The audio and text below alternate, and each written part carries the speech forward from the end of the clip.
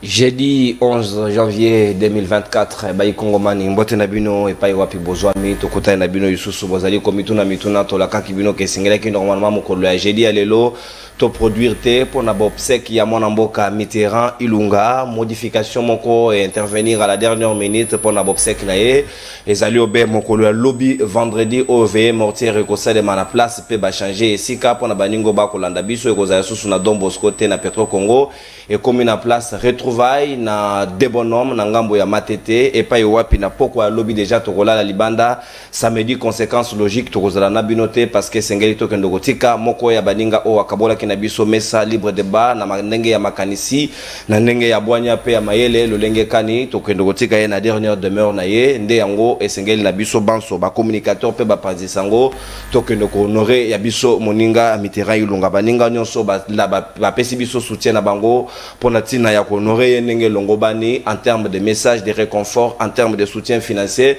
totondi bino botondi na lolenge kani bozali ko accompagner biso natina ya organisation ya bobsek wana et puis mokolo ya samedi tokotala ce qu'il faut pour nous organiser enfin ya ko enterrer dignement comme il se doit parce que c'est un vaillant soldat Mitterrand Ilunga le Kamavinga sikawa ba ikongomani tokota na bino pona kosola lelo na jeudi ya lelo ezali été ba sujet ezali mibale o ezali ko concerner biso parce que le lot est commis pratiquement scandaleux sur les réseaux sociaux comme on a tata au ben mon colo na combo ya pasteur kasi ya église primitive au azali à la limite quoi biser na bana basi ya ba verge o ya ba moseka et pas wa pas ko exiger ba pesa ye kaka moseka na basusu ya bana mikie basusu pe ya mikolo o azali ko kamata bango ba ko benga ye pasteur 12e dan est-ce que ye ezali lolenge wana linga égalé Salomon na 1000 basi to pe lolenge kani esengeli quand même to lobela na tina na ye na mokolo alelo parce que moralisation et vie publique moralisation en société ezali quand même important en même temps ezali pe na mandat d'amener contre ye ou ezali dirigeanté vers ye na tripé. Il y a Mwanda précisément na Congo central et pas bazali ko convoqué pour viol d'enfants parce qu'azali même ko abusé na ba mineur selon mandat ena batindelié et sengeli bati ya loboko ba kwaye parce que ezali naye ezali malamu mingi te ezali ko friser immoralité et puis ezali ko favoriser penza ba merci ya société te kolanda mukolo ya lolenge wana kolongola kotia kotalisa bolumbu na ye pa ya bana mikeo bazali sengeli bazala ba koko na ye ezali quand même malamu mingi te pour na société na biso toko combattre mindele na homosexualité et sengeli biso pe sur le plan ya moralité tozala quand même exempté ya ba reproche ya lolenge wana ezali malamu mingi te toko solo yango na tina ba kongomani ba kanisi nini na tina na ye est-ce que sengeli azala moto azali ko partager ba valeur ou be mosali ya nzambe et sengeli a soupir na ba petit libidinal na ye ezali malamu mingi te toko solo na tina na yango pe ya mibale toko zongela ba regroupement et parti politique ou atteindre seuil pour na centrale électoral bazali na nombre ya 40 pour na compte ya opposition ezali kaka ensemble ya Moïse Katumbi pe mwana mboka ensemble ya Moïse Katumbi pe baninga o bazali na ngambo ya nouvel élan ya Adolphe Mozito Fumon pa bango pe ba atteindre seuil na bango nde yango toko sola yango na ba yikongomani bazali na biso na ngonga ya lelo tozali ko sola est-ce que ezali ko tambola lolenge wana nini pe ezali ko justifier retard au central électoral azali sous na calendrier pratiquement te pour la publication ya ba résultat ya bato esengeli bazala ba députés nationaux provinciaux conseillers municipaux parce que pour la président de la République déjà et bani cour constitutionnel PP c'est déjà résultat définitif Félix Tshisekedi nde azali président na ngongo tozali ko beta di solo azali ko zela kaka ngonga na ye ya investiture pour que abanda musala andenge elongo bani sikawa nde yango na moboko to retenir pour na tina na yango na bayi kongomani toko solo na ngo tozali na mona mboka trésor kalala o totondeli mbula ela mwazali na biso moko ya bayi union sacrée pe candidat député national na Mwamba azali na biso longo na libre débat tongo lelo tozali na docteur Patricien moko ya bayi MLC azali na biso longo pe tozali na mwana mboka Alidor maître Toussaint B ya moko ya bayi cadre pe ya parti politique ya mwana mboka Jean-Marc Kabunda o ezali alliance pour les changements azali na biso elongo pe tozali na mwana mboka héritier et Ilunga ya Kabila Forever azali ko rejoindre biso na plateau na bangonde toko sola mai libre débat ya tongwa lelo toko fungola ba hostilité na ngambo ya mwana mboka Trésor Kalala Maloba Obe Ongambo Wayo, est-ce que vous allez d'accord na ngongo to koloba pasteur Kassa soupir ba désir na ele kolo abana mike o balancer même mandat d'amener pour la cause ya ko lolenge kana tali ko biser na bana ezali quand même un bon comportement pour la régularisation pour ko régulariser plutôt société na biso. Matonde mingi ndeko nono na pesi na mbote na balandi nyonso bazolanda biso. Bakongomani nyonso, notamment ba membre ya parti politique Nanga, Alliance pour les actions de développement du Congo, AADC, oyo kambami na mwana mboka Adel Kabena, oyo biki AADC eza sikoyo regroupement munene, oyo na profité pe na occasion oyo pona féliciter ba candidat nyonso ya regroupement na biso AADCA, parce qu'il faut retenir que sur la liste il y a 40 regroupement et partis politiques oyo ba atteindre seuil d'éligibilité. AADC azana kati yango na pesi matondo mingi na ba candidat nyonso, na pesi mbote mingi plutôt matondo na mama Adel Kabena yango toza cause la score répartition des sièges. AADC aza cause la 222 députés nenge na lobaka toujours. AADC aza cause la 222 députés. Je crois que na mikolo pona biso moko regroupement na biso AADCA toza cause la 222 députés na lobi yango lelote na bandaki koloba yango bandakala depuis l'air to bandaki ko se préparer objectif na biso ezalaki ako atteindre 222 députés nationaux. Lelo toza na kati ya regroupement o atteindre seuil toza cause la ba 200 députés na biso nationaux na 340 députés provinciaux. 340 députés provinciaux AADCA azali cause la bango. Voilà. Nalingi na kota sikoyo na pertinence ya mutuna nayo. Pasteur Kass, est-ce que makambo oyo azo sala eza normal to eza normalité? Déjà d'entrée de jeu, je n'irai ni à gauche ni à droite na koloba déjà que makambo wana papa mukolo wana azo sala eza normalité. D'abord, il faut retenir ici que c'est vrai, makambo wana ba mariage et tout c'est régi par le code de la famille. Mais il ne faut pas oublier qu'à côté de ça, il y a aussi une loi de 2009 qui porte protection maintenant de l'enfant. Bon, il semble que la fille a 18 ans. A outil que je appelle diplôme, selon ma propos, il y a papa, il y a fiwana. Donc, moi, s'il y a 18 ans, c'est censé que Aza déjà majeur. Donc, Akoki Kobala déjà comme code de la famille Ezolo Bango dans l'article 352 nae. Donc, une fille, Oyo Alekisi déjà 15 ans, Akoki Kobala. Mais à côté, il y a la loi de 2006. Oyo Ezo condamné actuellement que c'est un viol. Donc, avec consentement ou sans consentement, il faut qu'il y ait ceux qui ont sangi sinzo tona mwana muke. Oyo azana moins de 18 ans, c'est que bako kangayo et la loi de 2009 donne même la peine, donc tu seras condamné de 7 ans à 20 ans de prison si l'enfant est mineur. Bon, tu constates, on nous dit que l'enfant a 18 ans. Il faudrait aussi mener des enquêtes pour savoir si l'enfant a 18 ans. Selon certains sources, voilà. Car cela n'est pas, admettons que moi, effectivement, Azan a 18 ans. Moi, je ne vois pas une fille de 18 ans, même à temps normal, à contracter mariage et puis et Simba. Donc selon moi, il y a aussi un préalable pour mabala tata mukoloana parce qu'il y a préalable naie moi ne singela za la moseka pour ya Simba et malam. C'est le préalable. Au Monique, il y a un sérieux problème de moralité. Il y a un sérieux de moralité, même si l'enfant est majeur, mais 18 ans. Avec l'âge de ces papas-là, na moni keza makambo ya bosoto. Parce que na moni te courage nini mwana oya kozo ya kota la bolumbu ya papa mukolo boye pe azola kisa bolumbu na ye liboso ya mwana muke boye. Donc eza makambo moko ya soni. Je crois que la société doit condamner et même la justice doit suivre de près Makambouana parce que tout le monde qui est comme exagération. Pas plus tard que l'année passée ou une année et demie derrière ici, à Balaki Siko, cette fois-là, 2 petites filles, Namkolomoko. Et puis il y a eu même fête, il y a eu réjouissance, il y a des membres de la famille et même il y a des membres de l'église. Moi je crois que c'est démoniaque, c'est diabolique, c'est contre moral, c'est contre Bamers Nabiso. C'est comme ça que quelqu'un, que non, la polygamie, interdit. Chez nous, la programmée, ce n'est pas une infraction. Mais au-delà de ça, il faut savoir qu'il y a un problème de moralité. Il y a un problème de moralité. Il y a un problème de mœurs. On est à côté dépravé, mœurs. Donc, donc, moi, je crois que ce n'est pas normal. La loi doit faire les suivis à Makambouana. Et que si M. Kass a tombé sur l'article 170, il y a la loi portant protection de l'enfant, il faut que punir sévèrement. Donc il doit courir une peine qui va aller de 7 ans à 20 ans de prison pour que prochainement il ne puisse plus revenir dans ses antivaleurs.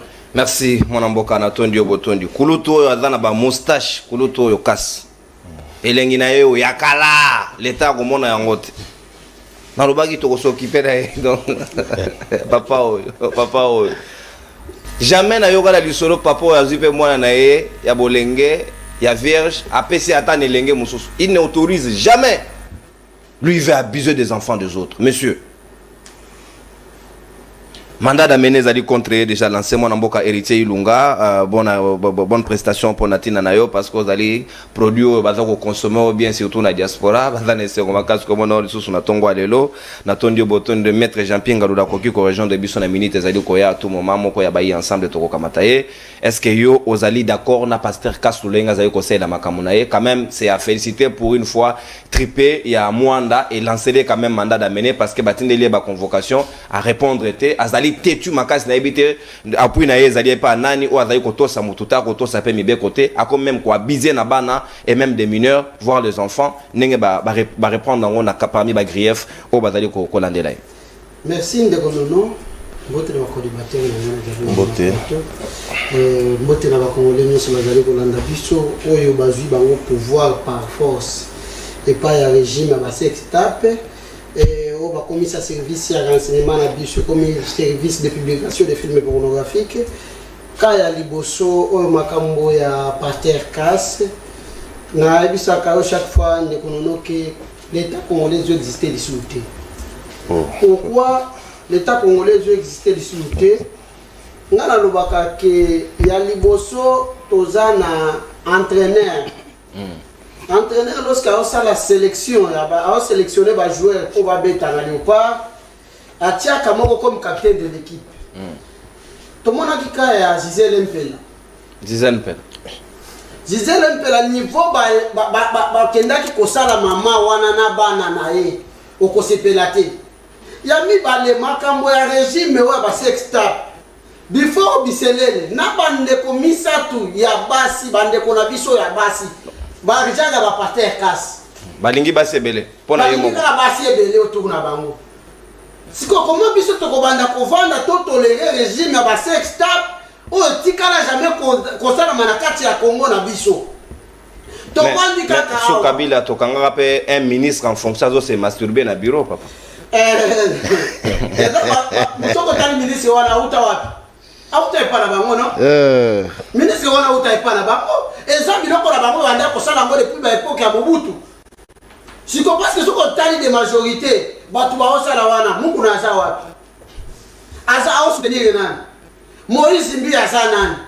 Héritier wa Tanabe aza nani? Ça veut dire eza clair ya école moko. Et il bandi ko za Congo en otage pour ça la régime na sex tap. Pasteur Kass a sali, ce qui est dans l'état des droits, est-ce que Pasteur Kass a répondre de justice? Il fallait que se présente devant la justice. Est-ce que pour tirer du salaire de Babemai, héritier Watanabe, tout dans la Kachamboka, Awa, Bato Bakonda, Bakangi, héritier, le Fabaro transféré à Makala, a commis un zéla héritier à Zonginda. Na régime na bango. Toye na makambo Pasteur Kass, Ndekonono. Tana moni bilili oyo chaque fois lorsque na mona ngo na réseaux sociaux ça na passe nazo mituna ce que Pasteur Kass azobota so ki réellement ki azobota makambo azali ko sala na bana bato ke basala ngo siko envers bana na ye nini ko za la réaction na ye na ba parents bazo tolérer Pasteur Kass ma papa abo bazaki kindokite. Peut-être oui, parce que l'exigence il y a Rosalamon Seka, c'est qu'il a un calcul dessus. Comment papa Mobimba comment il exige la virginité des enfants? C'est ça une question à se poser. Il faut réfléchir. Batu mususu eza batokotolere lisusu te na mboka na biso. Kozwa bango kokende kotika bango bandeko ya Félix Tshisekedi Paul Kagame. Bake kuvanda ata na wonda. Parce que ce n'est pas normal. Papa aza na basi ebele ana soki na 62 ans na niveau na doyo kela. Mais abanda kosakana na bandeko na biso ya basi. Na Congo awa to kozala na président de l'Assemblée nationale. Azalaki mwana mwasi. Toi na ba ministre ya basi. Est-ce que Patrick Kasimenga ozo s'occuper na bana wa ba minere bon? Est-ce que bana wana bakukosala les sous école? Bakosala la ngoli sous te. Parce que kubanda komi pesa na ba esprit de monnaie que Patrick Kasasa nango. C'est pourquoi biso to senga soki réellement état de droit oyo babanda ko bimela biso na séance était zalaki. Ya liboso na lobaka ndenge dans les sous terre monsieur Muniere il fallait baka ngai. Ne baka nga monsieur Muniere te ata Patrick Kasasa bakoka na ete ndeko lumu. Kwa tena dans la belé qui a koloba. J'invite Bobo Kango. Bata na S'il vous plaît, papa. Yo intimider mon ton plateau. Bakanga yete parce que la bakango ke monsieur Muniere so ke constitution ya Congo ezalaki mwana mwasi. Ero ya sambwa. Parce que si ça article nyonso ya constitution na ko violer. Nani monsieur Muniere? Monsieur Muniere non. Nani komola? Bato limité. Ya séance te. Taka bila kozonga to kozwa 10e mérite comme ça ngobila ngama tembe. Yo moko mona ke na régime na bango oyo monsieur Muniere a comme na niveau même ya ko violer code de la famille. C'est pourquoi que na ebela ko lobela makambo wana soki ke état de droit ezalaki au mwana mboka Joseph Kabila kabanga bandaki ko bango butu moyo oyo mais pasteur Kasi directement déjà dans la makala ndenge za régime ba secteur pe koleka ndenge leka nango parce que aussi tomesana. Merci mon mboka moto na makanisi na ye diversité ya ba point de vue, c'est ça aussi la beauté de la démocratie. Faut qu'on supporter en bongo monganga na ebité bino batu bozami nganga capacité ya production ya pas ya tata o ya mukolo sur le plan somatique. Comment beaucoup quand même qu'on détailler biso potoye ba nini ozotinda ye, est-ce qu'il prend de produits, qu'est-ce qui le pousse à le faire, qu'est-ce qui peut être à la base tout qu'on ait la dimension psychologique pour voir est-ce qu'il y a un état stable ou bien il y a quelque chose qui a disjoncté na kacha mutu na ye o esengel na biso tika ye peut-être que si kana ye longo bani na CNPP ne ba mama mwana nseme peut-être que sa place est là-bas. Merci beaucoup Ndekonono, merci une fois de plus pour l'invitation. Namandi par ko saluer ba co-débatteur on a côté sur le plateau. Merci. Et puis je salue Batutu bazolanda biso sikoyo Ndekonono tout le monde a makambo na ba dimension ebele. Na dimension spirituelle et puis na dimension ya bomoto. Sur le plan de la santé, il y a ce qu'on appelle une santé mentale. Il y a une maladie en médecine qu'on appelle la pédophilie. Ils ont maladie, ça veut dire qu'ils ont mokolo, mais il y a des gens qui sont attirés par banamuki. Donc appétit sexuel naé bakolo talibangote yé kaka banamiki. Libido sexuel. Oui. Donc c'est que cette histoire là peut aussi attraper vieux casse. Mais t'as la technique vieux casse à ça le rapport que à vivre appétit ou appétit sexuel na ndenge ya bana abanda non pas quoi doctriner bango, ça veut dire azana batu ezali église mobimba benyango kombo église primitive o yenda azali évêque général soki to benga ngo bongo azana ba pasteur ebele na ba extension ya église na ye azo banda d'abord par quoi doctriner ba pasteur ko yebisa bango ke non kozala na basi ebele za mabete basi yango pe il faut bazala babilenge pour que babilenge na koyebisa bino ce dimension ya bilenge pourquoi et puis pourquoi il faut kaka azwa bato bazali ba vierge tango akosala biloko ya bongo ekoti na bamutu asali lavage de cerveau ya bato na ye wana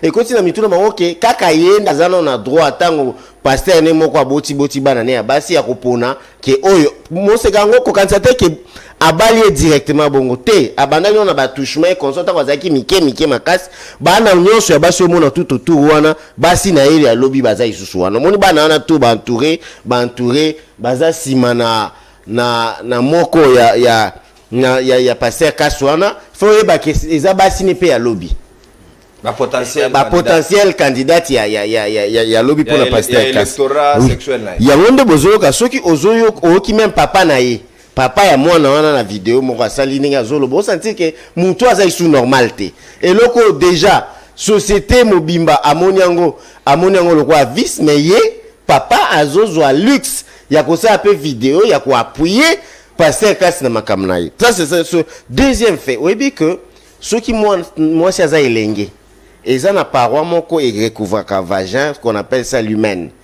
Humaine, on a ceux qui ont perforé bimisaka makila. Ça veut dire que le sang, vous voyez, pouvoir, il y a sang sur le plan spirituel. Pourquoi Kasazo Ponaka Kamakila? Pourquoi Azo Lingaka Bamoseka? Pourquoi? Parce que seulement, Azako utiliser Makila dans le monde spirituel, et puis, il y a même des gens, au Bazako appuyer hypothèse, non, pasteur Kas, pour Naniazo Ponababilengi, Bamoseka. Ça veut dire, il prend le pouvoir et spirituel et corporel sur cette femme-là, parce que moi, si wana, bah, ça, les liens spirituels, na Makila, na ya tangisi. Parce que au moment de la perforation, il mène, bah, bien, ça raconte la cérémonie. Il semblerait qu'il y a une cérémonie, il y a une soso, il y a un drapembe comme ça, tangu, aza ko sala l'opération na il y a perforer humaine, il y a batu. Bon, ce qui est très dangereux, c'est aussi cette histoire-là. Ndeko ça aussi que le ba que ezali et le komoko tala jeune bongo aza na 16 ans, 17 ans, 18 ans. Papa a 74 ans bongo 70 ans aki ko perforer humaine na ye. Père oh, ce total nini ya vie. Je ne crois plus qu'il aura déjà encore activité sexuelle à ça là, il ne vivra pas trop longtemps. Ça veut dire qu'il aura, je ne crois plus qu'il a plus de 20 ans les soucis. Vous comprenez? Ça veut dire que moi, na bongo comme aliboma après, au botisi ta msuba na pas passer à Kasango.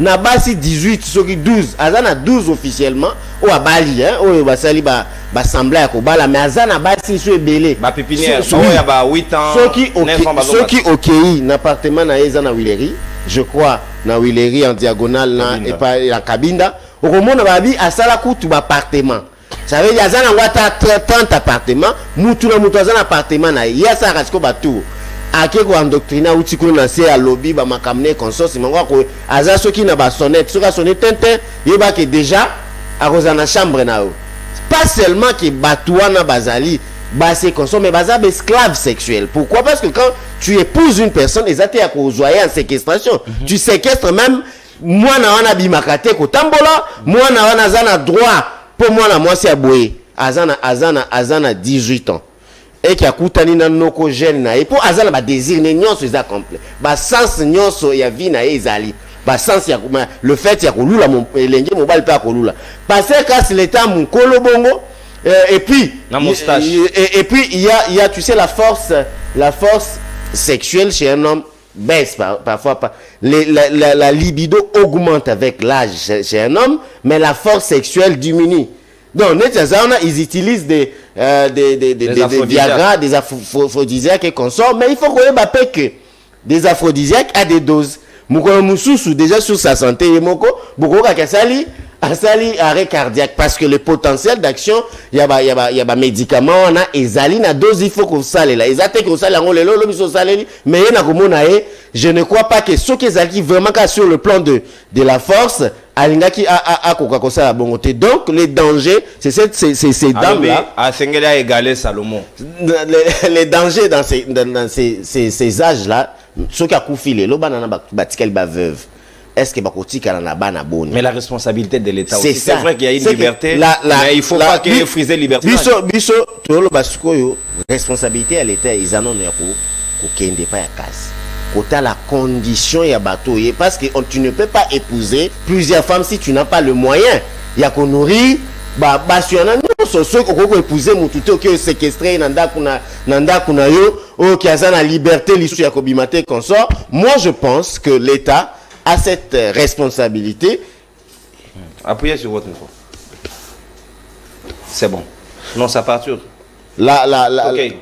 L'État a cette grande responsabilité. Il y a quelqu'un qui kota la lolenge basi wana bazo vivre parce que tu ebi musala mususu pasteur kasa sala raté à part cause la pasteur et église primitive. Est-ce que le fait il y a cause la pasteur wana ils ont PC moyen il y a qu'on nourrir 12 femmes officielles et puis les autres attendent ici dans l'appartement. Donc je crois que l'État a cette responsabilité et puis et toi la manière droit de l'homme et consort droit de la femme ils doivent vraiment prendre ça au sérieux et puis kokende kota na nima aussi. Merci mon amboka docteur Patricien Natondio Botondi parce que ministre na aspect technique il y a un domaine là, c'est important. Papa au casse. Ce n'est pas trop bien. Mon amboka à Lidor, si quand Malobe Ongambo va mettre tout ça, n'a aucun de trésor à relever quand même les cadres juridiques et surtout papa au et Sengeli qui normalement est Sengeli à répondre n'a pas grillé faut badali ko reprocher Ngongalelo parce que la moralisation de la vie publique surtout de notre société ça vaut la peine parce que ba mœurs na biso ezoko beba kotala na ba comportement ya moto et ça langue bolingo na yo là que nous kata ba mama kulu to atana mon pono ya préféré à abuser na bana ou batana kat église na ce n'est pas trop bien. Merci beaucoup mon amboka nono na invitation na yo pesi biso na tongo lelo. Permettre ngaina saluer ba co-débatteur nanga du jour. Merci. Et tikangaina ça la rappel national en ce qui concerne notre président qui est un otage personnel de monsieur Chilombo de ce régime ainsi que prisonnier politique Yande Konangai Chilombo. Alors, nous allons ici signaler nos membres cadres, adhérents, militants, il y a Alliance pour le changement. Dans Mokolo, il y a les 14, il y a moi, Tozali, na Otobengi, matinée politique. Oyo Kokamba Bongo, na Mokambi na Yabiso, il y a exécutif. Le numéro 1, le secrétaire Beli Moutono, Oya Kokamba, Maïmatali, Otobengi Bongo, déclaration politique de Rosala pour la qui sa position na Biso ya parti concernant congrès Oyo Kosalema Oya le 20 décembre. Alors, en ce qui concerne le pasteur Kass, Oyo Azali Bongo Mokambi, église primitive, Oyo Ezali Bongo na veni Kabinda, Koba Labasi Ebele, na Mobeko na Biso Epekisami, officiellement, Epekisami. Mais il faut-il se poser des questions sur le plan juridique? Ce qui n'a Azali na Makoki, il y a porter plainte. C'est vrai que l'État peut se saisir d'office. Les parquets, les cours et tribunaux, ndenge to moni na ba réseaux sociaux, na parquet près les tripés, o ya mwanda o esila ko interpeller ndeko na biso, pasteur Kassanda par plusieurs fois on batine l'invitation, il a un mandat, j'aurais appris ainsi. Bon, kobo ya ko ndima invitation, il y a ba cours et tribunaux, ezali au bon to bengi offenser à la loi, s'il faut dire ainsi. Mais je pense que le pasteur Kassanda Zali na 12e mariage naïe. 12e mariage naïe, au moins on a eu Kobala, au Ezali 12e mariage naïe, mais il n'a enregistré aucun mariage par devant l'officier de l'état civil.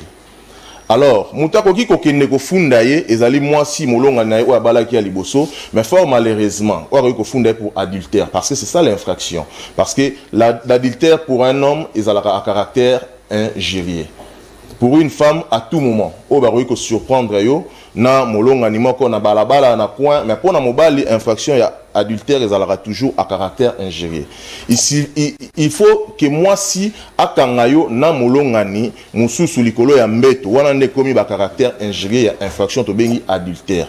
Mais je ne vois pas par quel miracle oyo parce que to moni papa ya mwana Papa et moi si Oyo asili kosa la déclaration pour contester à ce que l'opinion bazali koloba kende ko moi si Oyo azali mineur d'âge. Mais papa Oyo moi na yemoko asili kozwa makasi pour ko déclarer tout OK moi na azali mineur té.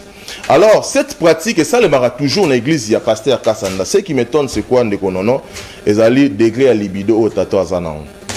Degré à libido azana yango na ajo ya ye oyo kozana 12 femmes biso bilenge toza awa ndeko nanga Jean-Pierre ko souffrir na hémorroïde mais quoi ça yo que azala des femmes 3 femmes parce que c'est un marié mais ce gars azala qui marié te kozala na 2 ou 3 ezali déjà ou très petite kozala na 2 ou 3 mais tata oyo okomona libido etondi kolandisama basi azana bango je me pose la question.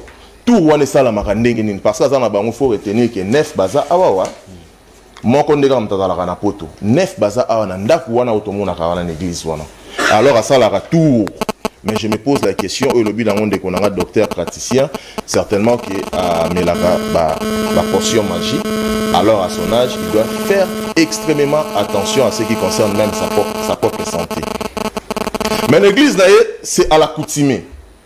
C'est-à-dire, frère, c'est Oroyuko Bala, car on a même condition. Koulezali Kelemba. Donc tu ne peux pas aller en dehors. Il n'y a pas de tout Raban. Oui, Ezali Kelemba. Ce qui a balisé que moi, abalisaki ndeko na yo yeba yepa kokota pa na yo ezali kelemba. Alors ce monsieur, comme lui-même le dit, c'est un démon. Parce que mutu normal na âge azali na yango, parce qu'il a beaucoup des enfants filles que bana mibali. L'église na ye baza na système balat sara ba non ndenge surtout la tara na loboko na biso ya moi si boso bali première femme, deuxième femme, troisième femme et a. Quatrième femme, cinquième femme, sixième, septième, huitième. Bala basi de balatara, mobala la tarate. Mobala la tara noté parce qu'il a l'obligation, le droit imposé par les pasteurs casse. Yaroba la basi est belé. Moi je pense à l'ère actuelle, nous devons éveiller aussi nos consciences. Tout à l'heure, tant moroté autorité accepter tel mariage. Moi, ce que tu as lié à la configuration et à mariage, tu vas voir l'image, l'expression même de la jeune fille. Aza l'est. Aza ne sengote. Tata nae wazo sala ba vidéo ndazo pousser. Lomeya nzala. Papa ina nzala. Akoteka mwana. Akoteka mwana nae. To bana ko bigele pa ya pasteur kas ceux qui to benge mo fufu sil nanda ko yabiga kozwa. Akotinde la biso moi ça qui ya fufu parce que en ce qui concerne le social, il semble-t-il que le pasteur est tellement social. Une analyse erronée. On a parlé de votre hémorroïde, vous attendez votre tour s'il vous plaît. Évoluez. Ben, je ne comprends pas mon ami Ngaloula. Il s'agit de pourquoi? Parce que lorsqu'il parle d'un argumentaire Nanga Ezali erroné, ben, on attend alors son argumentaire ici. Parce que toi qui souffres déjà des hémorroïdes à ton âge, mais regarde un vieux comme lui, il a encore la force, il a encore la vigueur en lui. Il épouse 12 femmes. Mais c'est un orphelin politique qui me parle. S'il vous plaît. Il a toujours été comme ça, un dérangeur. Alors, revenons à ce qui concerne sur le point de vue du droit. Ces pasteurs, en réalité, l'État peut se saisir d'office pour vérifier réellement si l'enfant a la minorité d'âge. Mais en ce qui concerne, par exemple, une infraction qui sera établie, et vous allez établir ceux qui, moi, n'azali mineur. Mais ceux qui n'azali mineur, il n'y a pas une infraction qui est imputée. Pourquoi? Parce que la seule personne qui est habilitée d'aller porter plainte est la femme lésée ou Ababala est officiellement enregistrée par l'officier de l'état civil. Merci mon amboka. Alidor Natondi Oboton de Maître Toussaint Beya. Nako Kamatasko, docteur Patricien, Nzote Tungisuma Mokende, Nanosa Kibino, Maître Jean-Pinga Lulape, Aïna Bicherongo, Nabangon de Tokosura. Donc, remplacement automatique. Et Salami. Donc, il est remplacé. Maître Nani Ndeko, docteur Patricien, a Pemi Moké, le temps que Yemo Munga, mais Zoto Nae, et là, pasteur Casté. Sika.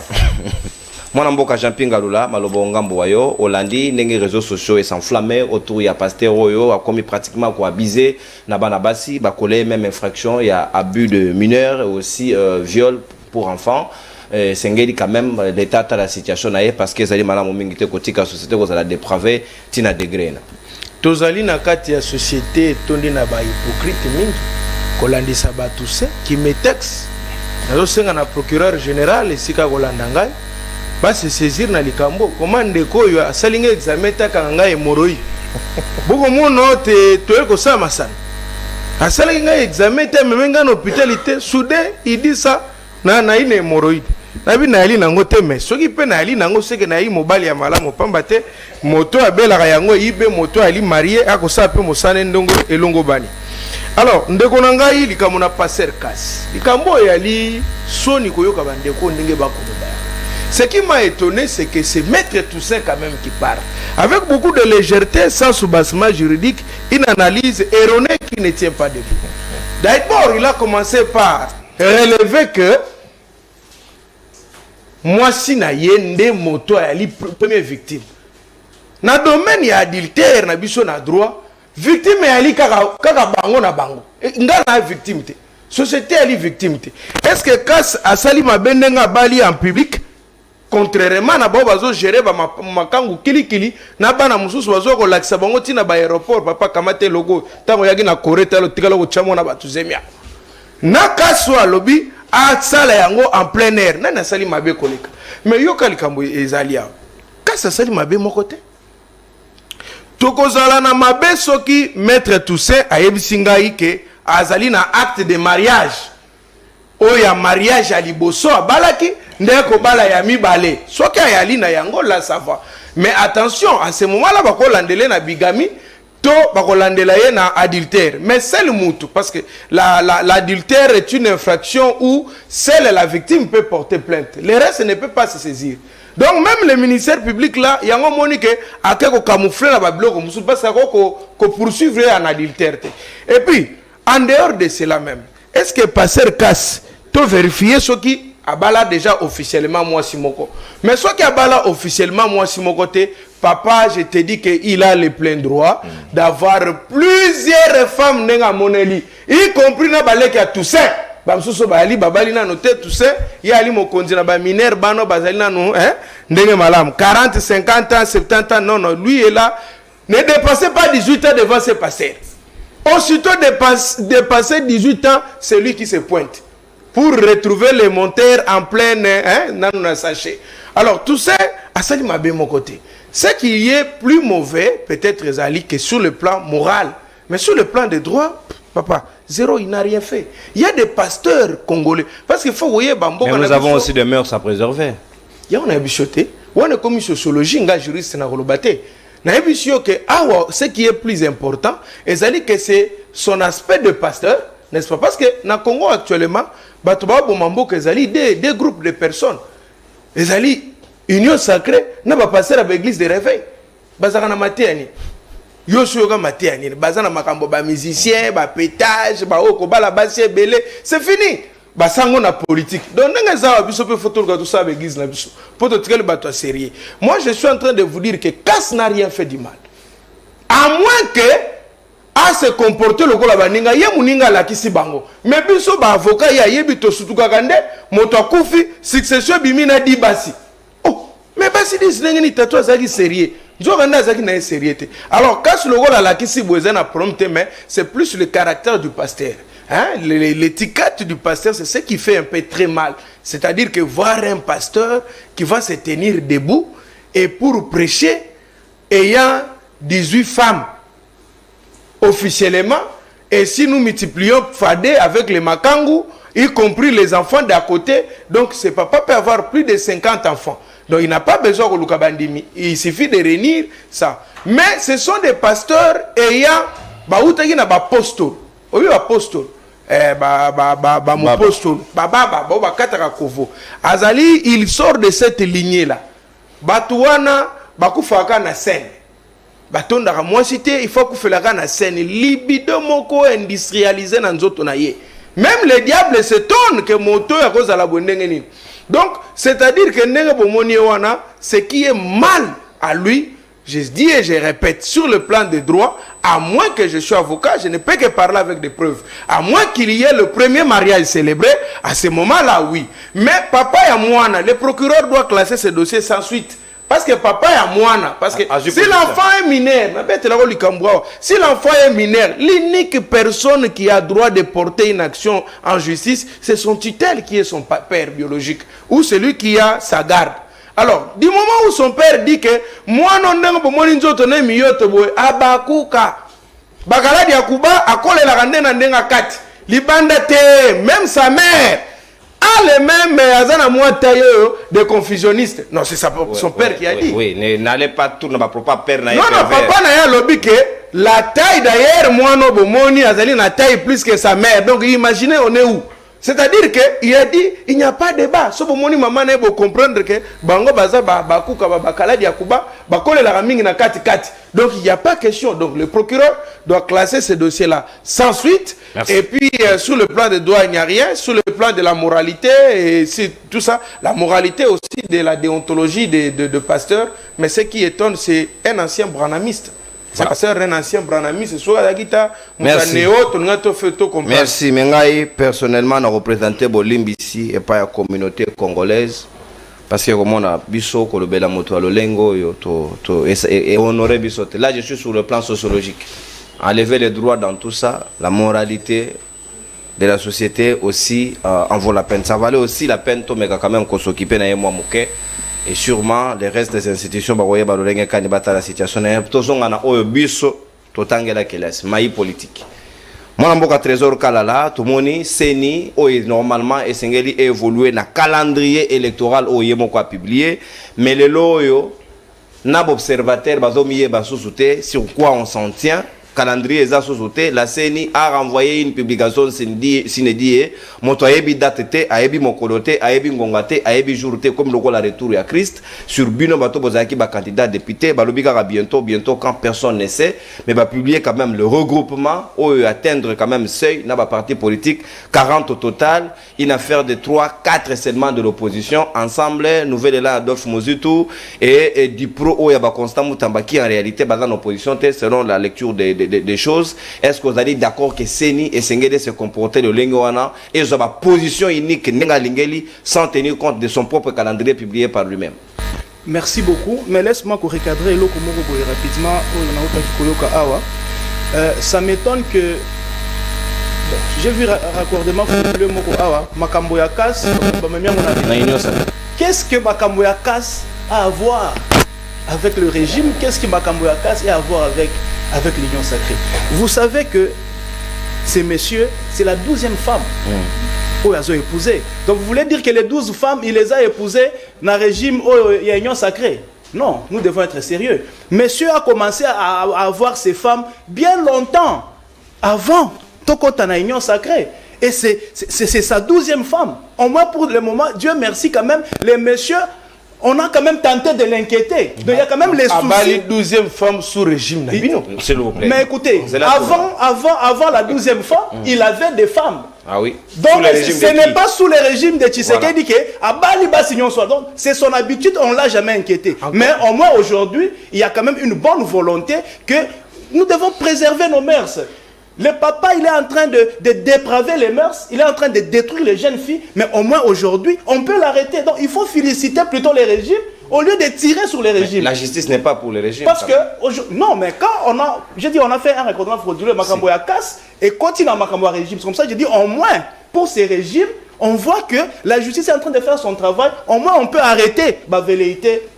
Il y a papa wana. Du temps de Kabila, on a vu beaucoup d'immoralité. Namoni batangi awa, biselele, batangi lebi sont là, musiciens awa. Mais on a vu un ministre en train de se masturber, se filmant dans le bureau. Qui est biselele alors? On a vu ça. Nous avions vu. Nous avions vu. Si vous devez critiquer ces choses-là aujourd'hui, ça n'a pas commencé. Je pense que les précurseurs Yamakamwana, Bazali, le PPRD était champion dans les sextapes.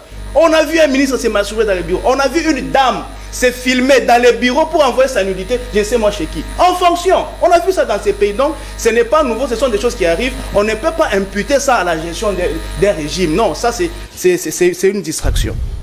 J'aimerais qu'on touche Sikoyo, question Nayo. Pourquoi la CENI prend du temps pour publier... Sans calendrier, des humeurs maintenant régentes des répartition des sièges à députés. Monsieur Nono, il faut retenir ici que c'est pour la première fois que tu as récolté nombre de candidats. Sur toute l'étendue de la République, il faut retenir qu'il y a 101 000 candidats, députés nationaux, députés provinciaux, conseillers municipaux. 101 candidats, monsieur Nono, il faut le faire. Kadima a établi un calendrier. Mais il s'est fait que dans la pratique, il faut compulser tous ces dossiers-là. Ce n'est pas chose facile. Et par conséquent, moi je crois que je ne peux pas encourager les retards, mais je peux comprendre.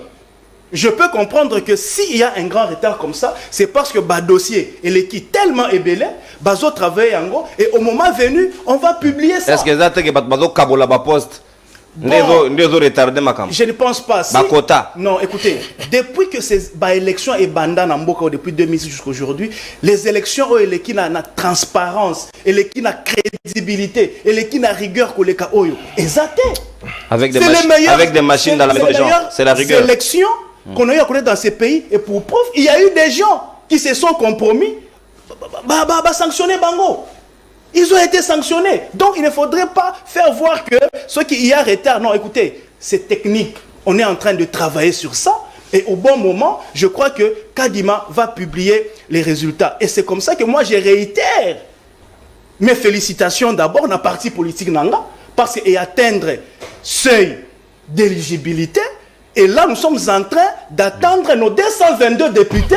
Oyo, il faut retenir que AADCA, regroupement Nanga et Madame Adel Kabena, nous allons récolter 222 députés nationaux. nous allons récolter 340 députés provinciaux. Mais écoutez, nous sommes une machine politique.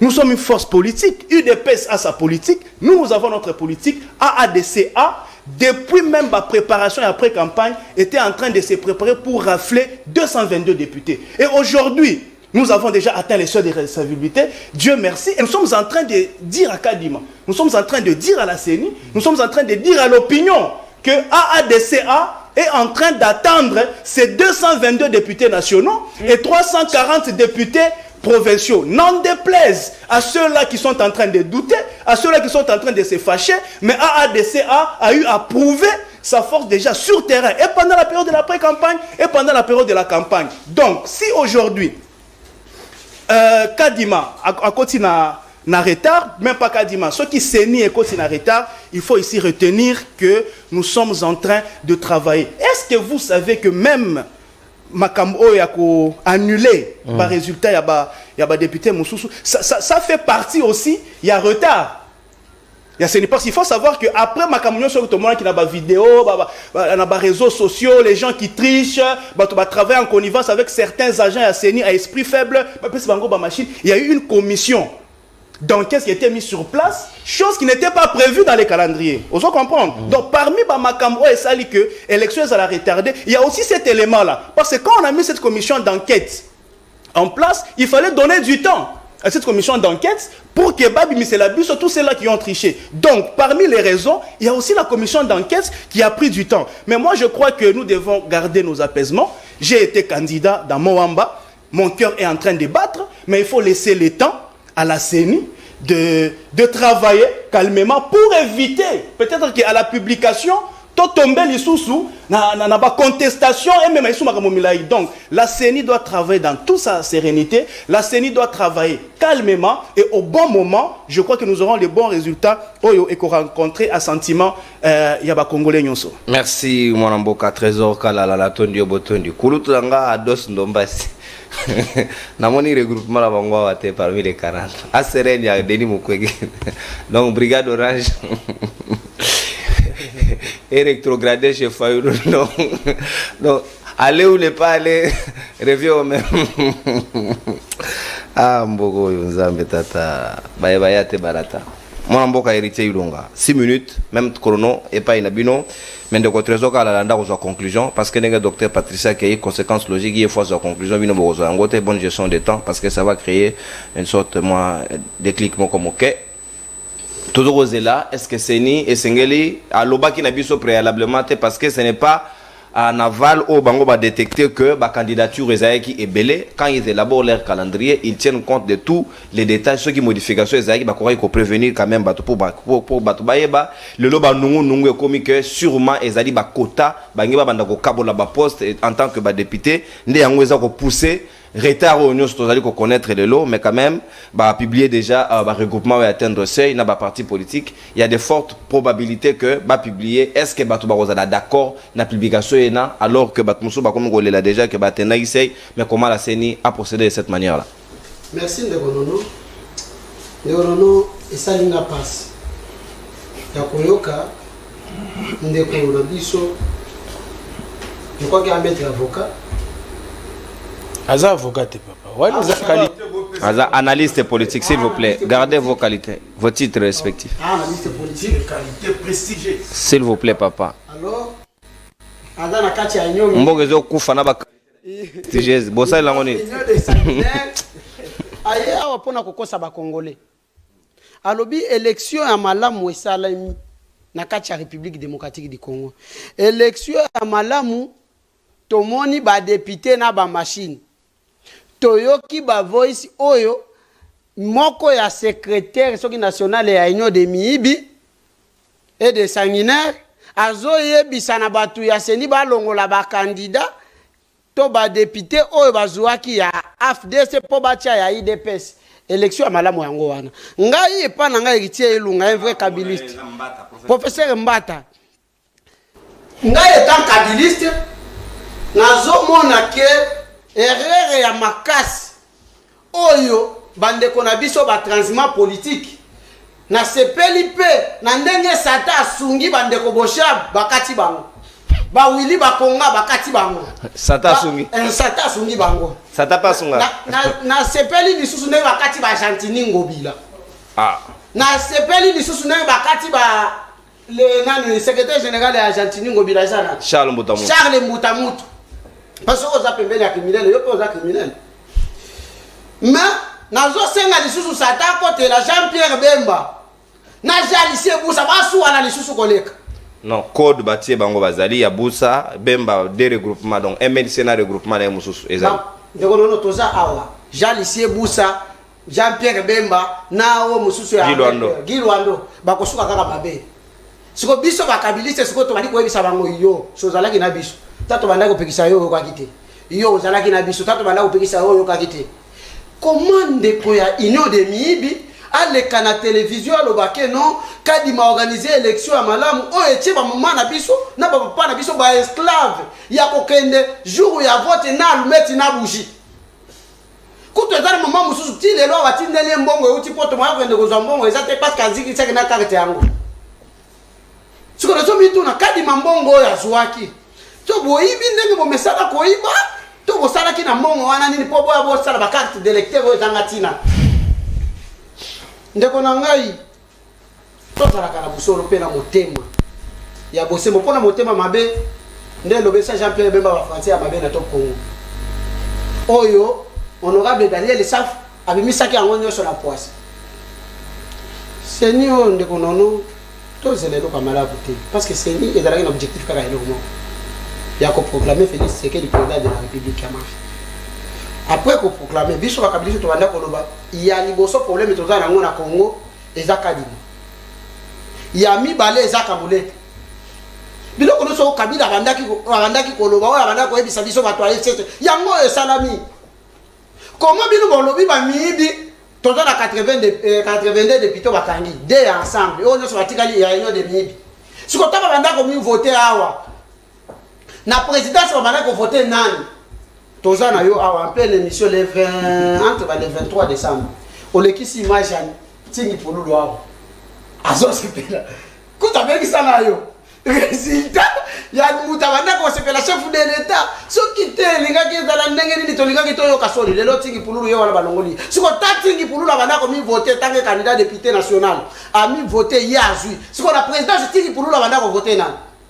Tant Argentine ngobila banda ko mi voter azo se pela po azo ngala lisuko lia mbongo ba kinoa na ba kinoise o le le Kinshasa na biso à part ya mama Marthe o Argentine ngobila sali na bato ya bomisaki na moni eloko ya sikate o Argentine ngobila sali na ville province ya Kinshasa ezati mais na suka na ngoya ko bomana sa de banda ko aider ba kino est-ce que le lo bato les gars ba voter Argentine ngobila kaka awa na plateau na émission kaka o dénoncer que Argentine ngobila zwaki te asombi ba fo mutu aliboso o dénoncer makambo wana eza yo ndeko nono. Merci na nous musala malamu musalaki parce que il fallait contribuer à son échec. Oh oui. Non, au moins bateau il fallait lorsqu'on moni mbeba la bango il fallait qu'on dénoncer. Tant bana ko lebake Félix Tshisekedi eza na Congolais ata moko te akoki ko voter ye. Na imagine no nini mutu kaka bimi akende na tongo boye akeko ko voter Félix Tshisekedi. Jamais. Écoutez, ça veut dire Félix Tshisekedi nenga zawana. Le président le plus impopulaire dans le monde c'est Félix Tshisekedi. Sans tricherie, ça la nase ya toza na élection ya tour moko. C'est elongo ya 3% et comme il y a 1%, ça veut dire le nombre de votants est diminué. Et ça les sous ndenge zalaki ya 3%. Comment Félix Tshisekedi a remis se retrouver à 73%? Mais quand c'est qu'on calcule ba tout nyos ba 26 candidats wana ba bimi na ba pourcentage. Ce qu'on s'engage c'est encore nous un dépassement à 16%. 16% wana uti wapi? Omonike na minute on de konono biso ba ikabiliste na ba congolais conscient to appliquer article 64 titre ko benga na Félix Tshisekedi na pouvoir. Mais sous Kabila pe baloba ba ko tia yango pa benga na Kabila ba benga na ete. Na yango al tia ki. Comment ba congolais ba ko boya ko soutenir Joseph Kabila kabanga ba soutenir Jean-Pierre Bemba ngoma na ya ba na kate. Il faut tous la sérieux. Merci. Natondi obotondi mwana mboka héritier ilongo. Mama Bemba eba oh, même docteur Zalaki yao. Soko ata après émission tous les docteurs, yebisanga na kombo mama Jean-Pierre Bemba. Mais soko tuninga kombo papa Kabila na yebi, kombo mama Kabila na yebi. Abota mana fantôme. Comment nani ya Maman Kabila? Maman Kabila na yebi yango. Nani? Maman Sif. Et bon papa na. Musée Laurent Désiré Kabila. Ya solo. Oui oui. Vrai père na. Na yebi si vrai père. Oh. Siko bat douta pas. Non, tu vas toi il est pèse non, ba ta politique assez anxiété. On va rentrer dans la vie privée na bangote motuna tata na ye côté ba bota na ka. En politique dans la vie privée, il fallait toi ba kapena maman Jean-Pierre Bemba. OK, pas de problème. Parce que à la ministre de la défense non? Merci beaucoup ndeko na ngai. Le ministère de la défense a pas kamira gele mais akenda ko buka eloko nini mususu asikasad. Mwana mboka yango ki pala moto à côté la boloko. Mwana mboka Jean-Pierre Ngalula, voisin Kaboul.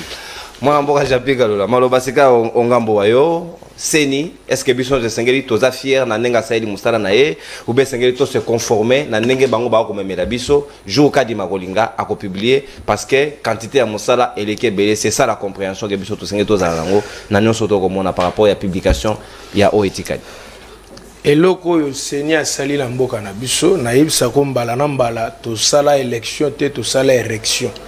Et loko seigneur sali eza lokola mariage ya ba homosexuel na monde mutoko ndimangwa azate na biso na biso ke eloko seigneur sali je te dis sérieux eloko seigneur sali eza lokola mariage ya homosexuel dans le monde mutoko ndimangwa kozala te. Je te dis que ata mabe koko zala ate koko sale manamuki mon frère na niveau yo te ça n'est de trop. Vaut mieux qu'on dit matin mariage à homosexuel que qu'on dit ma résultat modèle oyo kalala yo mbala mingi na pekso bilo musozo yo kate tala nengozo ko se contredire yo moko kalala olobi je ne peux pas encourager les retards. Mais monsieur, si tu ne peux pas encourager, c'est que tu condamnes. Vous comprenez? Voilà, on a bandit autant que ça aussi. Ce qui, on encourager, quand on n'encourage pas, c'est-à-dire on est dans l'antithèse de la thèse. Voilà, on a une notion au 10e ria peut sauter. C'est-à-dire quoi maintenant? Au moins, il retard ou yozo benga retard wana. Ndeba bengi yango na terme technique irrégularité. Oyoki. Suko irrégularité wana nengo bengi yango irrégularité. Ce qui te vérifier irrégularité wana est que ezoko violer les dispositions légales d'une loi, c'est-à-dire l'auteur de cela devient passif aux poursuites judiciaires et à l'arrestation. Donc c'est pour dire maintenant ceci mon cher ami, que Kadima c'est un prisonnier à liberté papa, c'est un évadé de la prison. Kadima c'est un prisonnier qui déambule en liberté. Je ne cesserai jamais de dire et de jamais de le redire que Kadima est l'auteur de l'association de malfaiteurs avec les 82 personnes au Yakangi. Kadima weleli ko kangaba miyibi alors que hier dans cette association de malfaiteurs liée par des liens de collaboration en participation criminelle. Yango tasoki boko ko zoma kambu ya Kabila. Parce que ndeko yo peut-être tobeta ma solo opposition tikala biso minute moi mingi yo kolobaka moi mingi tende ko ngai po yo be susu to côté ba makamu na yo mavwange za mingi mais nazo doser po so katsa ngambo. Donc c'est dire que je suis en train de vous dire que Kadima, tout ce que Kadima fait, ce sont des violations de Konangai. Moi, je me demande la précipitation que le procureur général a eu pour que Asengaba longo la immunité ya Okangango Bila. Mais cela devait être le même traitement pour aussi Kadima, mon frère. Kadima doit nous expliquer clairement. Non, basi ba micro ba peut se tourner dans une émission. Kabole la biso moto na moto ko lobaka na émission na yo na micro na yewe bakuti micro e pa ina ngai ale yozo bima na yo innocent ngai nde babuila ngai comment bazo kanga ngai muyibi na vote alors que n'habilité de vote à liboso soko zota la kuna muto yambo na vote que za président de la République mais ngai bozo ko invalider mais siko oyo et puis telle la confusion on est invalide. Les députés, de l'autre côté, la Cour constitutionnelle précipite d'entériner le résultat du chef de l'État. Pour qu'on ne revienne plus sur les pourcentages. Maintenant, ce qui est aboutir que les cours et tribunaux est arrivé à invalider, à entériner la décision. Les voix en fraude ici doivent être déduites dans les comptes du chef de l'État. Dans la Kadima. Mais monsieur Siko, Ndenga Tozali Awa, Kadima, nga na ebité bato babwaka kamba soso ke si basila ndeko na ngai po lokola justice ezo sale loko te bandeko na nga bolanda ngai bato bobwaka kamba so banzoko banini maladi nyonso spirito démoniaco bobwaka la moto. Non, na télévision tu ne peux pas. Attendez, j'ai dit ceci. Pas ça. Attendez ce que j'ai dit. Attendez ndeko. Restez sur les analyses. Tu connais combien de vues? Non, mais il y a laquelle la bango te. Babibembe na bango bunga katina ba mort. Olobela ngote. Ba fête na bango ba blog ya na désordre na retard musique kufa DJ kufa ta na scène. Olobela te. Je suis en train de te dire que ce que Kadima fait est plus mal que ce que moi je dis. Comment expliquer maintenant na moment où tozo ibisayo loi électorale lobby ce que l'élection est sili en ayant telle date Kadima kende ko sakola. Tala ndeko na ndenga kondignos. Azagane na libandi mais niveau comme limbalo yo kozela ka résultat monter maison bétaillé à tout moment. Kala là c'est mon frère. Kala là c'est mon frère. Restez sous l'élégance sous mon plateau. L'élégance OK. L'élégance voudrait que alobi mo monter me bete bongo bete lani. Makambu senya o salate. Bongo zo bete makambu nga na lobi monter makala les obeta buzo ba seni. Mais sikoyo, mais oui, mais c'est là. Tu dis irrégularité, retard aux condamnés, mais retard na linga la bouso batte, papa. Oh, on interprétation. Retard na linga la bouso. Bon, ma belle en français, Aline. Yo, il y a une émission. Retard, bouso, bah, il y a bouso. Évitez de me lier aux histoires de Kadima.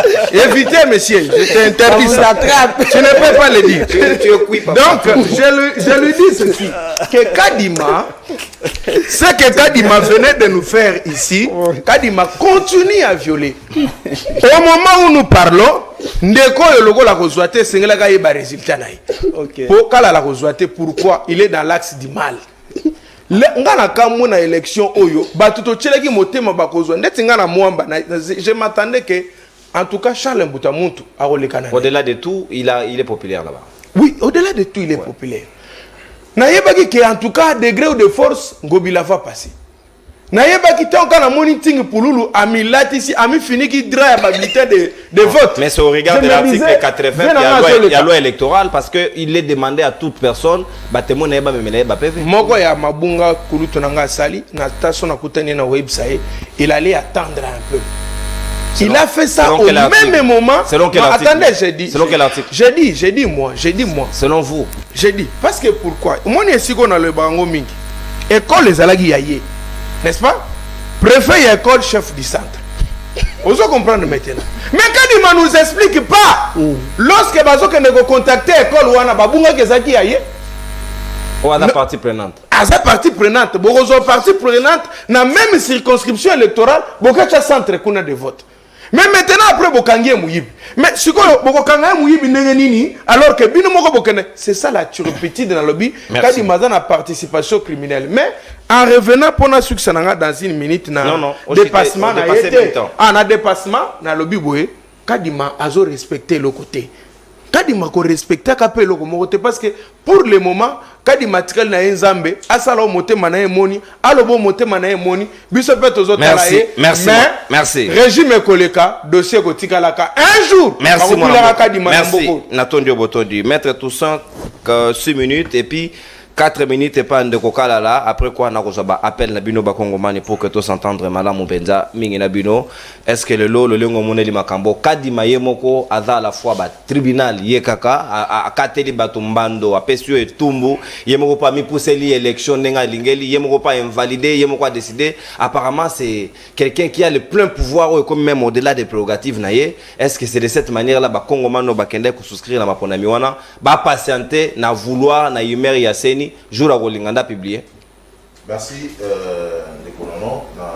singa lisusu mais yambo tena répondre na motuna na yo tikangai etena luka ko rencontrer un peu bande konangai au basi koloba na plateau notamment mon frère que j'admire beaucoup Kala la Trésor qui est un monsieur très intelligent très rationnel dans réflexe naé na akanis naé mais ici il nous a parlé de choses au tikingai un peu qui dit notamment à lobby banda élection ezala élection na mboka oyo élection ya malamu oyo esalemi na mboka na biso eza oya Denis Kadima mais cependant il dit une chose et son contraire il se contredit pour dire que Kadima totalela yo c'est-à-dire que lui-même a peur Il a peur même des Kadima. Il n'encourage pas aussi donc il a peur des Kadima. Azobanga Kadima. Mais Azo cité les biso à élection.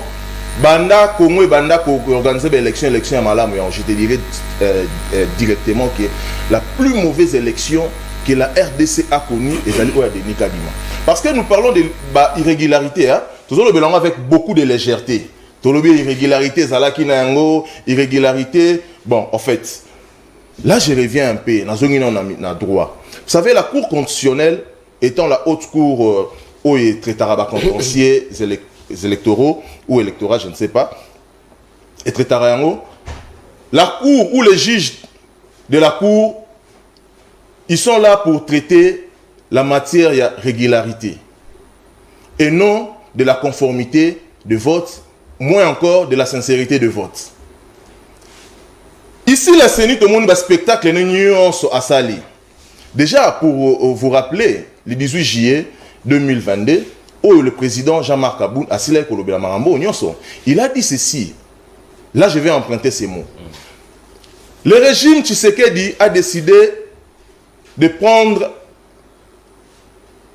le régime Tshisekedi a décidé de mettre en péril, voilà, de mettre en péril la périodicité des élections en orchestrant une fraude massive na Oetali Maponami Yaba, députés nationaux, ainsi que créer des partis politiques mallettes et bidons. Je ne sais pas si votre siège de parti politique est à la Wapi, Madame Kabina. À la première rue. Non, non, ne me répondez pas, vous allez prendre la parole après. Denis Kadima s'est fait passer comme étant juge et parti. Alors que compétence de Denis Kadima, la constitution de la République est PCE est limitée dans la prérogative notamment l'article 211 de la Constitution où PCE Makasi, il y a qu'à réceptionner, il y a qu'à traiter, il y a qu'à faire organiser les enrôlements et organisation des élections, etc. Et le référendum. Etc. Il devait s'arrêter là, Kosuka wana na niveau wana, et non de retirer les gens na ba liste na scrutin électoral. C'est une faute grave. On attendait Denis Kadima a publié sur le résultat, tant qu'il y a un contentieux électoral et non un contentieux administratif. C'est de là où on l'attendait. Il va invalider par exemple la personne parce qu'on a cité son nom, Tingi Pouloulou. Vous pensez que Tingi Pouloulou a une tricherie pour qu'il soit élu?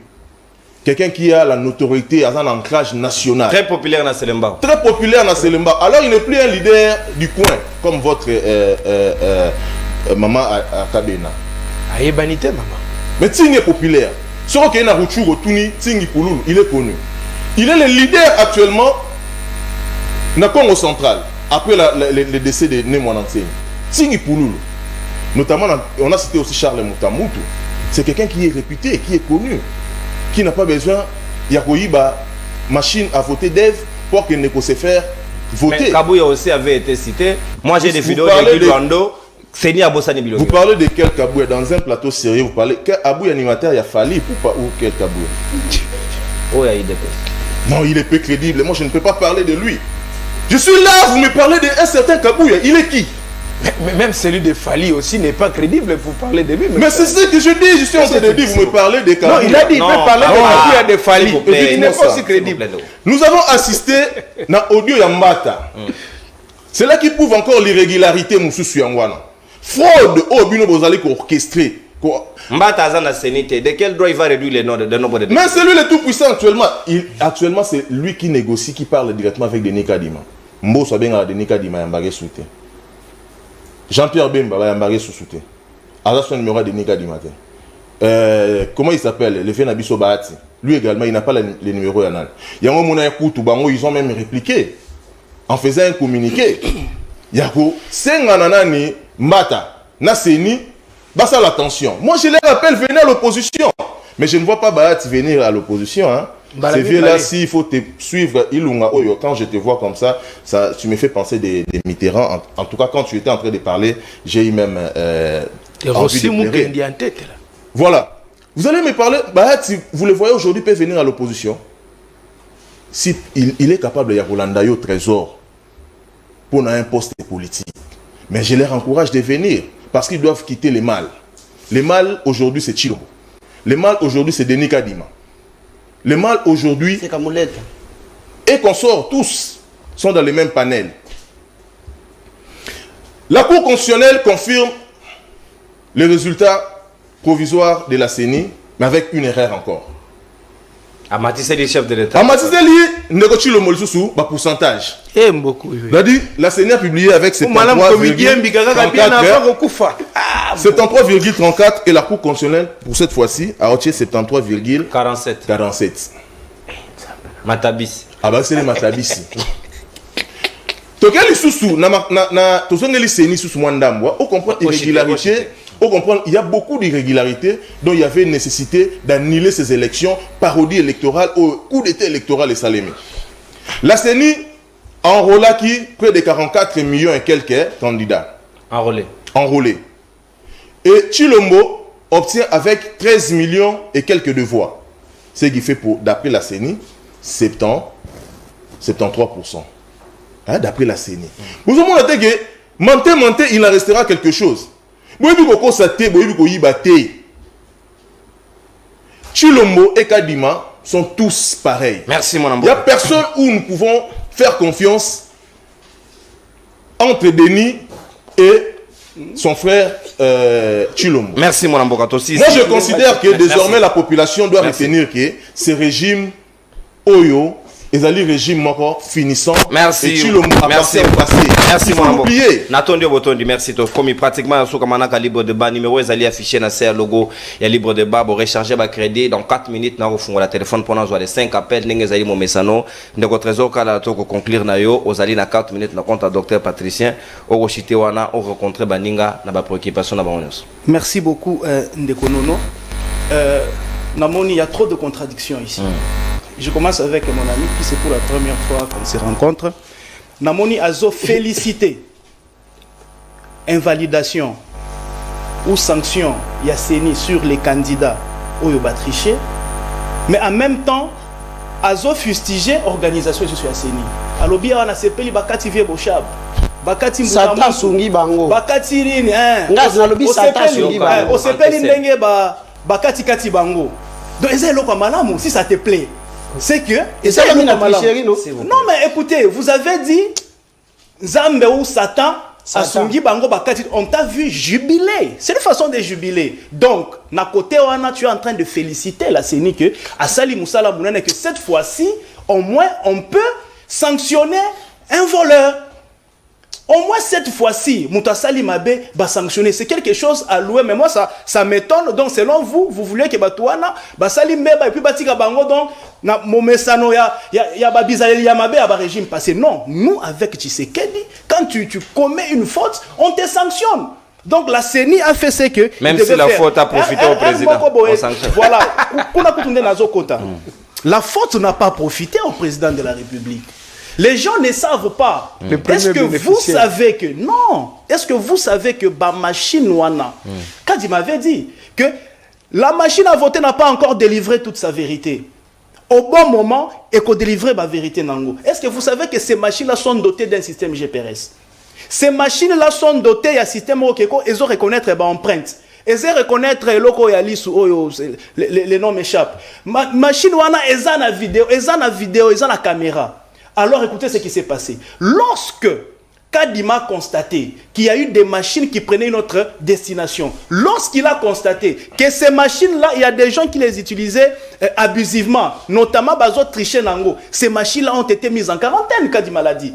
Toutes les machines, objets à tricherie, toutes les machines, sujets à tricherie, ont été mises en quarantaine et par conséquent, les résultats issus de ces machines-là n'ont pas été pris en compte dans le comptage de la voix. Donc ici, l'opinion doit retenir, et même toi, tu dois retenir que les machines Oyo sur lesquelles on a triché, on n'a pas tenu compte de ces votes-là. Ces machines ont été mises en quarantaine et les votes, en fait, le comptage de voix et à vote s'est passé sur les machines Oyo, tricherie et Zala qui exerçaient. Oh, mais qu'est-ce que tu ne comprends pas? Ba machine oyo ba voter ki nango ya muibi ba tchango mpazi.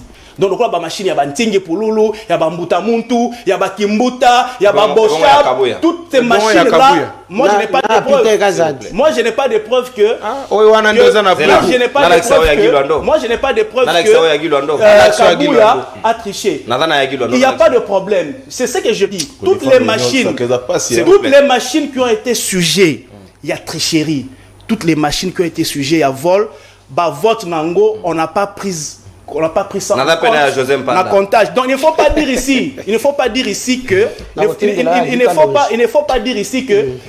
bah tricherie, il y a des députés et influé na résultat, il y a président de la République, d'autant plus que bah machine sur la tricherie et qui mise en quarantaine, bah contact qui va voir, il y a bah machine moussous. Et il faut retenir ici que Moïse Katumbi et ensemble, il y a eu aussi des invalidés ensemble.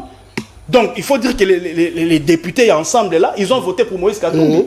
Allons dans cette hypothèse. Tous ont hypothèse que ba machine oyo et ibaki, ok, et influença qui élection paix, il y a président. Je donne un exemple. Admettons que machine moko et vota qui 10 000 personnes. Je fais dans l'exagération. Et vota qui président de la République Tshisekedi 10 000 fois. Tosali fois 80 et sali 800 000 voix. Ok? Et que l'on prend les 800 000 voix, on les divise sur les 25 candidats, et ils ont pèse à 0, quelque chose.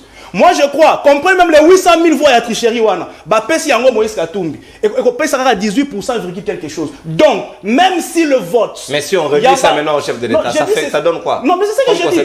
Ce sont des poussières. Merci. Donc ce sont des poussières. Donc aux 800 000 téléphone voix, ouvert. 800 000 voix, au Kaboli Yango sur 25. Ou bien au 800 000 voix, au Pessi Moïse Katumbi, et pour ça la virgule 0,000, ça ne va rien faire. Merci mon Amboka. Le fait de tricher, là, ça n'a pas touché à l'ordre d'arriver par rapport. Il y a président de la République. Je vais conclure définitivement, s'il vous plaît. Ça n'a pas une minute. Non. J'ai entendu ici, voilà, j'ai entendu ici, j'ai envie de dire, non. Kadima est en train de violer la loi lorsque Azor repoussé date, n'est-ce pas? Il y a publication notamment par député. Non, qu'il me dise quelle disposition constitutionnelle ou de la loi électorale que Kadima a violé en repoussant la publication, n'est-ce pas, des résultats. Il a encore dit que la Cour constitutionnelle s'est précipitée. Je crois que c'est Maître Toussaint. La Cour constitutionnelle s'est précipitée en confirmant directement le président de la République. J'ai dit non, la Cour constitutionnelle ne s'est pas précipitée. La Cour constitutionnelle a respecté le calendrier électoral. Donc le jour qu'on a publié, c'est le jour. Kadima ne peut pas respecter. na bengi dino na masina na ligana loba na ndeko azo loba ya anati pembe wana ouais est-ce que vraiment il y a zo raisonner so exactement c'est pour l'équipe na plateau dino boza mayele pour les capasso basa côté est-ce que le gouvernement calcule azo loba wana so que ya lingi bongo ndenge ba longoli ba komo ba longoli ba député wana ba longola pe ba po ya félicité kedi mais comment vous sagano na esprit ba to bo yo zo mona l'élection c'est dans monde dino bozo loba na RDC na monde entier élection ndenge ni seta wana tia dino na ishasa yo ya Kadima on alors muta sagana droit muta fongola manini e machine ezana caméra caméra ngelo bani caméra po esalani ndiko na to yebi da débat papa na ko tengolo bengela ngai ko mayengele asala débat na ndiko wana ndiko mayengela asala bakalkina bien parce que dans mona vraiment. Merci. Na funda na benga plusieurs fois ça disponible te. Ngana bonde la invité. Donc on est disponible, c'est avec cela que nous travaillons. Mbote libre débat. Balongoli kaka ba oyo ba utaki ailleurs. Po batia ya bango. Oh, mais faut signer pe message na yo ndeko ngai. Voilà. Tozi ndeko mosusu na zela ya singa. Mbote ndeko ngai obengi biso ape komo nani? Alors ndeko nono. Oui, mon amboka, obengi biso ape komo nani? Évitez télévision na okende mo musika to ketisa volume. Ketisa volume ya télévision na yo s'il vous plaît, ezo pesa biso retour. Na benga dipinya déjà. Oui, naza naza na kanda makasi ya mtu ya zoro da poto kola. Kwa partenir na ba parti politique lo ngapso maébité. Vous voyez? Donc ndenge tuzawa ngai nazo mona boye. On peut pas continuer avec ce rythme. Nazo mona buzoba. Les politiciens font n'importe quoi. Et nous, le peuple, nous regardons comme ça pour souffrir encore 5 ans. cette fois-ci, ça ne passera pas. Tu veux dire, accompagner les politiciens de Konono. Yoki. Quand on a des tambola. D'abord, bon, il y a un processus électoral. Plus que même dans le processus électoral. 1 milliard, c'est combien? D'abord, ma carte. Il y a ma baie. Tout le monde a toujours fait le logo. Nous sommes là pour encaisser. Ce n'est pas correct. Cette fois-ci, nous allons agir. Nous allons sensibiliser.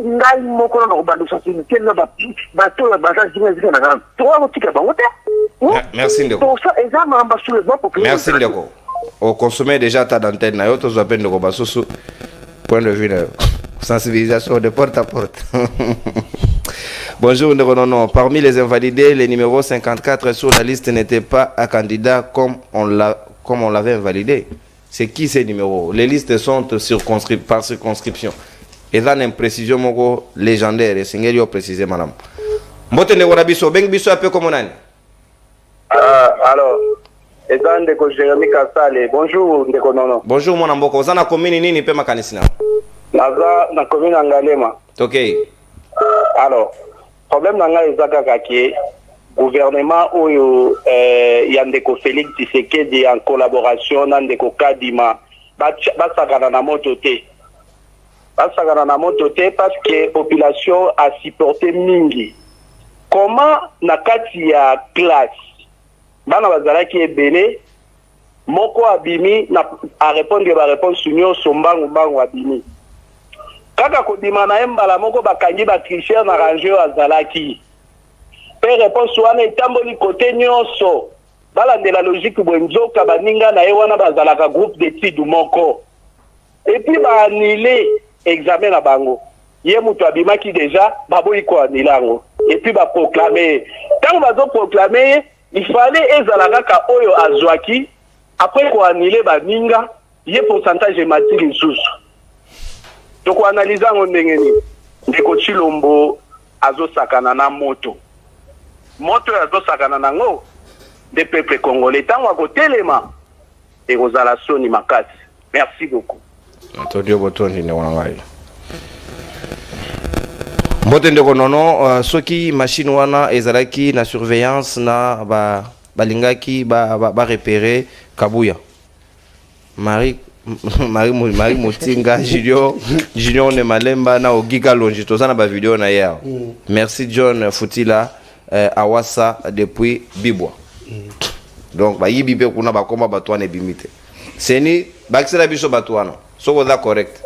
Mbote Ndeko bengi biso ape komonani. Allô. Évitez télévision na mon mboka au bengi biso ape komonani. Désolé Ndeko Nabiso ozo sur la télévision na yo oleto sur la yo. Tu évites ta télé, tu mets ton téléphone à l'itoy pour que change Nabiso sera beaucoup plus fructueux. Bonjour Papa Nono, c'est Gaspard depuis Lemba. Je dis ceci, pourquoi enlever les voix au lieu de tout reprendre, puisque nulle part au monde l'élection se passe pendant 6 jours. Mawatro. Wana suko article na ngwezali 52 au Seigneur Violaki. Bonjour. Mbote Ndeko, obengi biso ape comme nani? Oui, depuis il faut qu'on partout. Tokei mon mboka.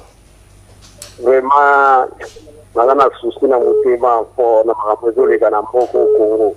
Po mboka ndege nini. Ngani nalobela mingi pote pasteur wano na moni wana kutola kada nini wana na ba image wana. Pasteur wana mais en fait il pasteur wana za muta union sacrée. Non. Adana parti nini? Hein? Adana parti nini? Quand on va passer par ce qui est le président de la République, union sacrée,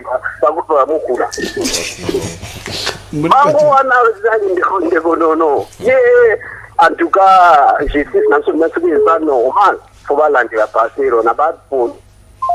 Oh là là. Ok, Abiora va passer sur la chef de l'État. De quoi la mystique de ma conclusion active. Bonjour, libre débat. Tout Makala a voté pour une dame au niveau provincial. Tout Makala, papa. On s'est enquête. Njale Bosenga Marie, numéro 98. Mais c'est encore M. Batoumona qui a bourré les urnes. C'est déplorable. Alain depuis Makala. Laurent Batoumona. batumana IDPS moto ndeko obengi biso ape komo nani Allô ngai kombo na nga mama Aimé na bengi na commune ya Ngaliema.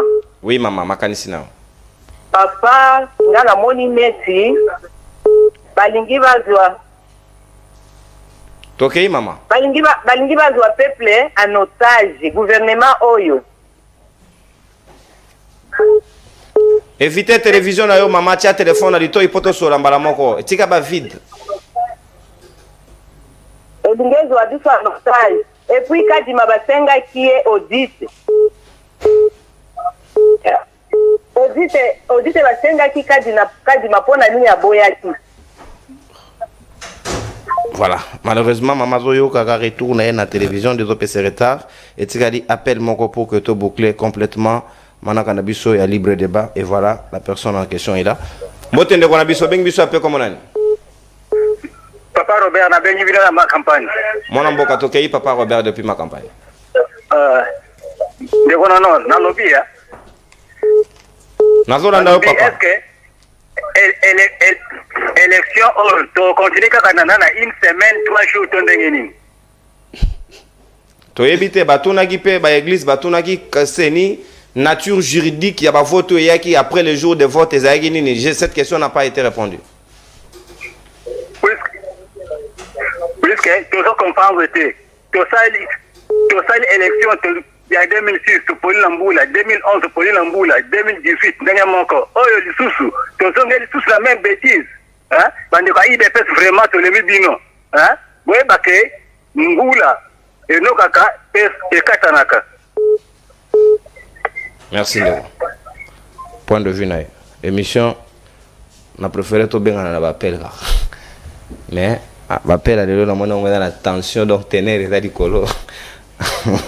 C'est leur point de vue, ils pensent ce qu'ils veulent. Donc voilà, donc lobby Torozana Binoa juste après émission ya vendredi à lobby Torokende Rola na matanga ya Mitterrand Ilunga ya Kabila Foro vers tout communicateur. Donc ici j'instruis toutes les émissions voisines. Bokata lobby Bossalate. Les présidents ils sont juste. Non, vous faites de l'usurpation. Personne ne vous a mandaté d'être président. Le président de quoi? Tous les communicateurs de l'opposition et le premier vice-président est là. Vous acceptez? Et c'est une corporation dont vous ne faites pas partie.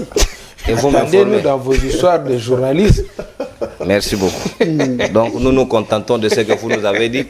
Mais Boza attend ce bassement juridique. Vous les juristes. Et là informel. Et voilà. Merci beaucoup. Merci mon amboka Trésor Kalala pour la prestance à l'élo. Merci. Bon de Condé Zali Koingela Tozali Bakongomani par dessus tout. Merci mon amboka Maître Jean-Pierre Ngaloula. Merci mon amboka Maître Toussaint Beya Alidor, merci mon amboka héritier Ilunga. Kebana kombo Ilunga yo vivre longtemps.